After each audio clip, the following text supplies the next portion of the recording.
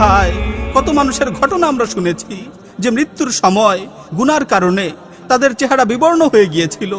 হায়, কত মানুষের ঘটনা আমরা শুনেছি যে মৃত্যুর পরবর্তী মুহূর্তে গুনার কারণে তাদের কবর জাহান্নামের গর্তে পরিণত হয়েছিল।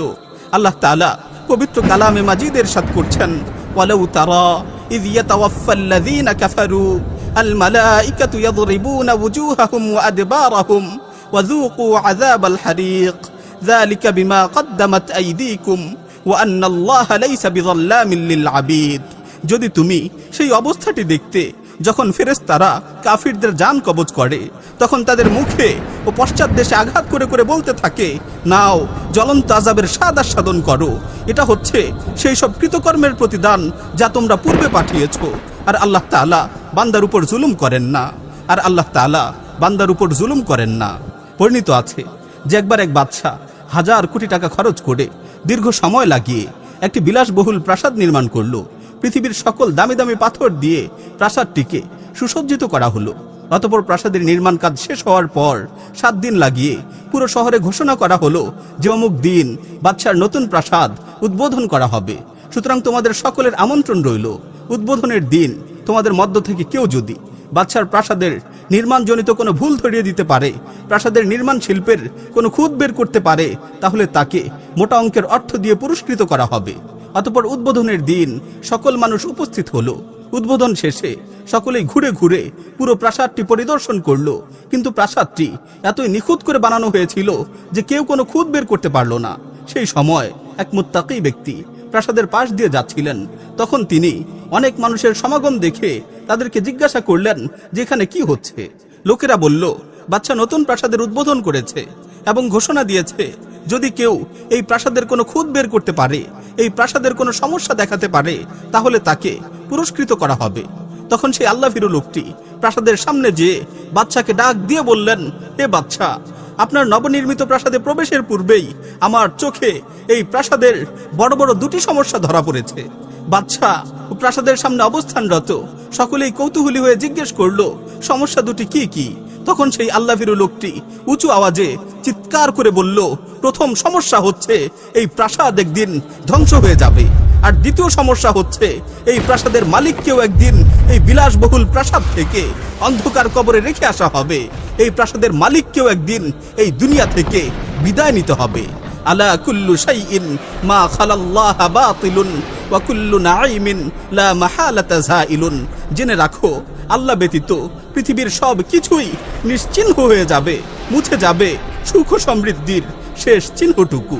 জেনে রাখো, আল্লাহ ব্যতীত পৃথিবীর সব কিছুই নিশ্চিহ্ন হয়ে যাবে, মুছে যাবে সুখ সমৃদ্ধির শেষ চিহ্নটুকু। সুফিয়ান আস-সাওরী রাহিমাহুল্লাহ বলেন, যে ব্যক্তি কবরের জীবন নিয়ে বেশি বেশি আলোচনা করবে এবং কবরের জীবনের জন্য প্রস্তুতি নিবে, তার কবর তার জন্য জান্নাতের বাগানে পরিণত হবে। আর যে ব্যক্তি কবরের জীবনকে ভুলে যাবে, কবরের জন্য প্রস্তুতি নিবে না, তার কবর তার জন্য জাহান্নামের একটি গর্তে পরিণত হবে। আল্লাহভীরু লোকদের জিজ্ঞেস করা হলো, সবচেয়ে বড় উপদেশ কি? তারা জবাব দিলেন, সবচেয়ে বড় উপদেশ হচ্ছে কবরস্থানে যেয়ে মৃত ব্যক্তিদের অবস্থা পর্যবেক্ষণ করা। এক লোক ইমাম আহমদ বিন হাম্বল রাহিমাহুল্লাহকে জিজ্ঞেস করলো, আমি আমার শক্ত হৃদয়কে কিভাবে বিগলিত করব? ইমাম আহমদ রাহিমাহুল্লাহ জবাব দিলেন, তুমি যদি তোমার হৃদয়কে বিগলিত করতে চাও, তাহলে কবরস্থানে যেয়ে বসে থাকো, তাহলে কবরস্থানে যেয়ে বসে থাকো এবং মৃতদের অবস্থা নিয়ে চিন্তা করো, এবং মৃতদের অবস্থা নিয়ে চিন্তা করো। জনৈক সালাফ বলেন, কখনো যদি আমি আমার হৃদয় কাঠিন্যতা অনুভব করি, তাহলে আমি কবরস্থানে চলে যাই এবং কবরের অধিবাসীদের অবস্থা নিয়ে চিন্তা করি। রাসূল সাল্লাল্লাহু আলাইহি ওয়াসাল্লাম কতই না উত্তম উপদেশ দিয়েছেন, আলা ইন্নী ক্বাদ নাহাইতুকুম আন জিয়ারাতিল কুবুর আলা ফাজুরু ফাইন্নাহা তুযাক্কিরুকুমুল আখিরাহ। আমি তোমাদের কবর জিয়ারত করতে নিষেধ করেছিলাম, আমি তোমাদের কবর জিয়ারত করতে বারণ করেছিলাম। এখন থেকে তোমরা কবর জিয়ারত করো, এখন থেকে তোমরা বেশি বেশি করে কবর জিয়ারত করো। নিশ্চয়ই কবর তোমাদের আখিরাতের কথা স্মরণ করিয়ে দিবে, নিশ্চয়ই কবর তোমাদের আখিরাতের কথা স্মরণ করিয়ে দিবে। প্রিয় ভাইয়েরা, কবরস্থানে যাও, জুতা খুলে কবরস্থানে প্রবেশ করো, কবরগুলোর পাশ দিয়ে হেঁটে হেঁটে পুরো কবরস্থান পরিদর্শন করো। তুমি সেখানে দেখতে পাবে ছোট বড়, ধনী গরিব, আমির ফকির সকলেই একই অবস্থায় শুয়ে আছে। সকলকেই সাদা কাপড় পরিয়ে মাটি চাপা দিয়ে রেখে আসা হয়েছে। শুধুমাত্র নিজেদের কৃতকর্ম ছাড়া তারা কেউই কারো সাথে কোনো কিছু নিয়ে যেতে পারেনি। শুধুমাত্র নিজেদের কৃতকর্ম ছাড়া তারা কেউই কারো সাথে কোনো কিছু নিয়ে যেতে পারেনি।